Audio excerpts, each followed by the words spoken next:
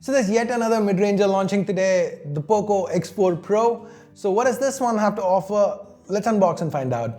Hey guys, Ash here from C4E Tech. A like and a comment on your thoughts would be greatly appreciated. Let's go ahead, get started. We have a typical POCO box here in black and yellow. Let's go ahead, cut through the plastic and remove it.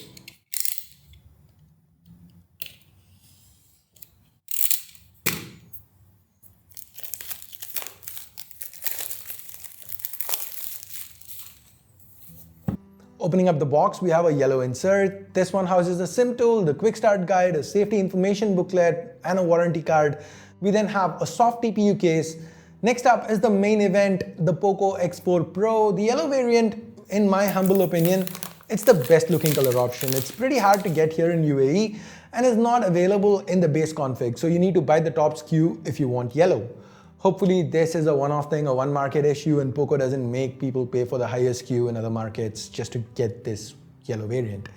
Now what's more readily available are the blue and black color options. They're not bad, but this one kind of really stands out for me.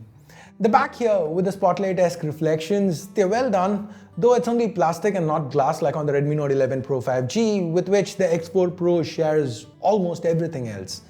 Anyway, kind of got carried away a little bit. Back to the box, we have a USB Type-A to Type-C cable with orange accents, followed by a 67-watt fast charger. Now this charger is supposed to help get the phone from 0 to 90 in just about half an hour and to a full charge in 41 minutes. Given that the X4 Pro has a 5000 mAh battery on the inside, those are pretty good numbers. Now despite that 5000 mAh battery, the phone still looks sleek. It's a little over 8mm and 200 grams with thickness and weight.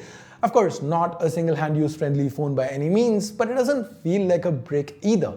Now I'm not a fan of the use of plastic all over, but the design, like I mentioned earlier, it's quite tastefully done. And while we are on this topic, let's also take a quick tour around the device. Now to the bottom, we have the primary speaker, a USB Type-C port and a tray. This tray can take 2 SIMs or a SIM and a microSD card.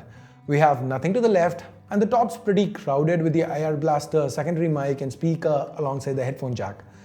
The stereo speaker output, it actually feels quite good. It's loud and clear.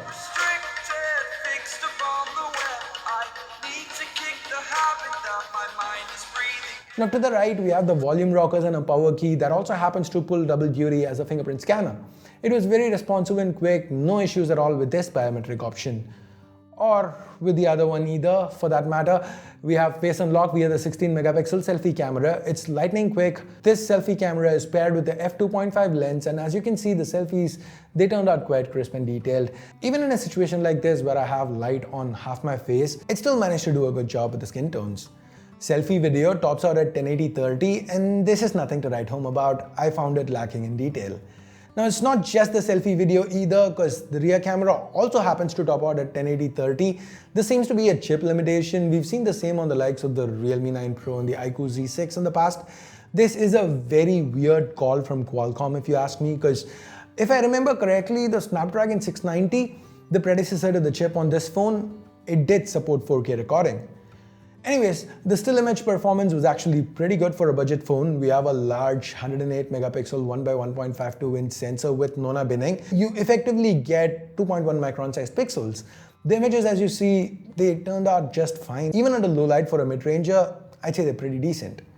Do note that the shutter is an instant, so if you're shooting subjects like Happy here who doesn't like to stay still, expect a bunch of blurry shots before you get one usable. The other cameras to the back, there are 3 by the way, they aren't anything special. The 8 megapixel ultra-wide lacks detail and has very limited dynamic range.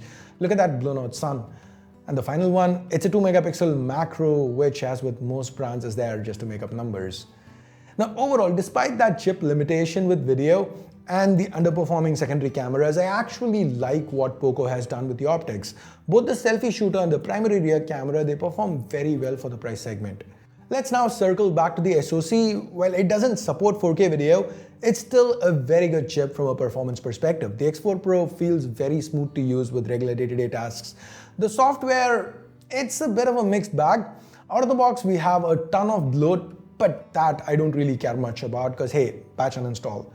But it's running on MIUI 13, which is built atop Android 11. That cannot be ignored because now this is a mid-ranger, so software updates to newer versions of Android are gonna be really slow. That's not a POCO issue, but an overall mid-range thing.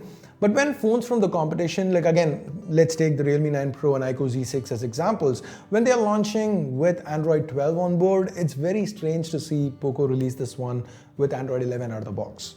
That said, the actual software here is typical MIUI. It's pretty solid with loads of features and customization options, themes, fonts, game turbo for when you want a game. We've seen all this before, and if you want to take a closer look at MIUI 13, I have a dedicated video that I'll leave a card to here. Outside of day-to-day use, for more intense use scenarios like gaming, the liquid-cooled Snapdragon 695, it's going to run pretty much what you want to without heating up, but you are going to have to take some hits with the settings that you choose to run the games at. Like for example, Genshin Impact runs great for the most part, but at low settings. It still looks beautiful on this OLED panel and the experience is not bad at all, but you're going to have to make a few compromises here and there. Oh yeah, the display, it is stunning on the X4 Pro. We have a 6.67-inch Full HD Plus AMOLED panel with a 120Hz refresh and 360Hz touch sampling rate. This also happens to get very bright, so sunlight legibility shouldn't be an issue. The colors pop nicely, and coupled with those stereo speakers, the media experience, it should be excellent on this phone. All that said, I still can't help but feel the POCO X4 Pro is a bit of a mixed bag. Now the things it does well, it does really well. For example, this display, the performance we get from that liquid-cooled 695, the 5000 mAh battery, the 67-watt in-box charger, the primary and selfie cameras, the design, all these are quite well done. But on the flip side, the build material, the chip limitation with video, the mediocre secondary cameras, the bloat, and most importantly, Android 11, these are very notable negatives. Now, if POCO manages to nail the pricing, then looking past these negatives should be okay. For example, in the UAE, POCO has priced the X4 Pro at 1100 dirhams. In Europe, it starts at 299 euros. Pretty competitive for both markets. In India, which happens to be a much more competitive market, I don't know the price yet, but it should be live by the time you guys are seeing this video. For now, I'd say if they can price it at around 18,000 rupees, it should be a great deal. At this price, it would cost more than an iQOO Z6 or a Realme 9 Pro, which have the same SoCs, but this one also comes with a better display, a much better display, faster charging with arguably a better primary camera after all. So that 18,000 is going to be the sweet spot. If they go over 20K, I'm going to say it's a deal breaker. Now, anyways, this is just me with my first impressions. What do you think about the POCO X4 Pro? What do you think about the pricing that you're going to know by this point? Let me know your thoughts in the comments below. And with that, we are at the end of this quick little unboxing and hands-on. Thumbs up, thumbs down. I actually did this a little. Thumbs up, thumbs down based on whatever you felt about it. Subscribe, turn on notifications, hit that bell icon if you haven't yet. And thanks a lot for watching. Till next time, my name's Ash. You've been watching C4 Retech, and I'm signing off for now. You guys have a great day. Bye-bye.